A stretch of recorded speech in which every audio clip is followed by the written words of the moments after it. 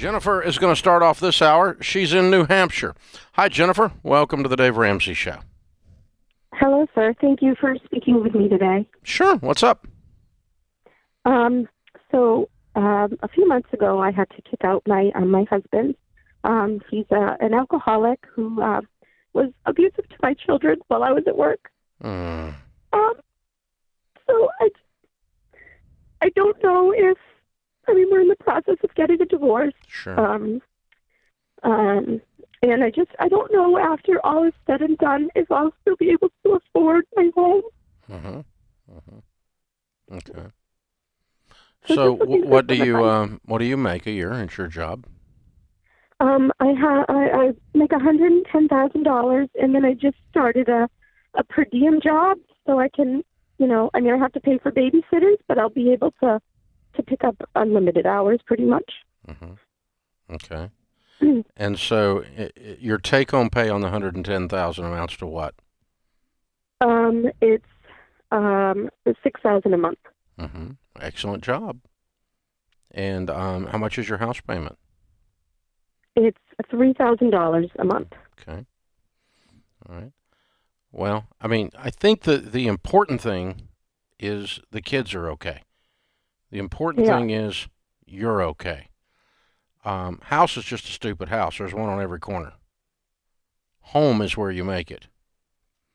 And so trying to hold on to a particular physical location to make everyone all right, and that causes you to go broke, is not going to be good for you guys long term.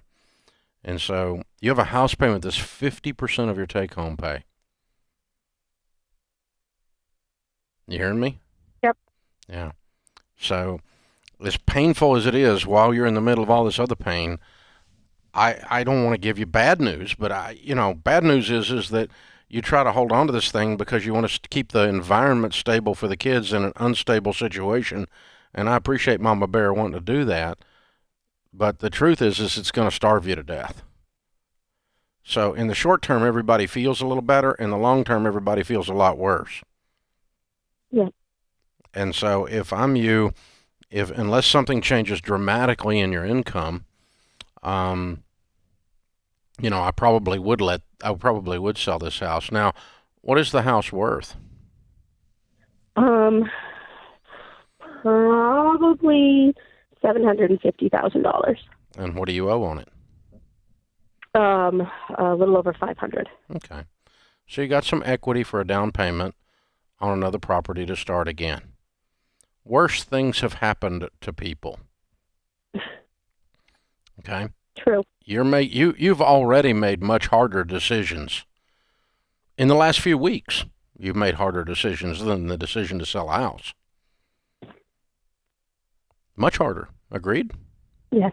Yes.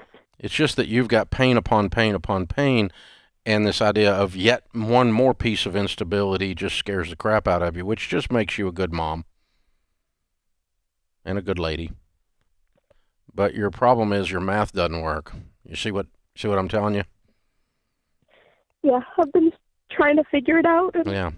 I wish I could wave a wand to make this go away for you, but my wand's low on batteries. And so, yeah, I wish I could figure it out. I wish there was a way to figure it out. But there's not really an equation where your house payment's half of your take-home pay that ends up being anything but a nightmare. And you don't need another nightmare. You're just getting rid of one. True. Very true. So I'm so sorry. I'm so sorry. I said what you already knew, didn't I? Yes. Yeah. I'm sorry. Listen, you're going to be okay. We're going to put you in Financial Peace University and help you handle money as you go through this confusing and torn up time in your life. And you're going to be okay. 5 years from now, you'll be in a comfortable home. You've got a great career. Your household will be stabilized. Your kids will be safe. You'll be safe. And you've done the right thing. You can't allow people, no matter who they are, to have access to children who are going to bring harm to children. It's just not an option. So you've done the right thing. You've made some really hard decisions. You're very brave. You're very courageous. But you made the right one so far. So keep making the right call. We'll walk with you, kiddo. You call me anytime.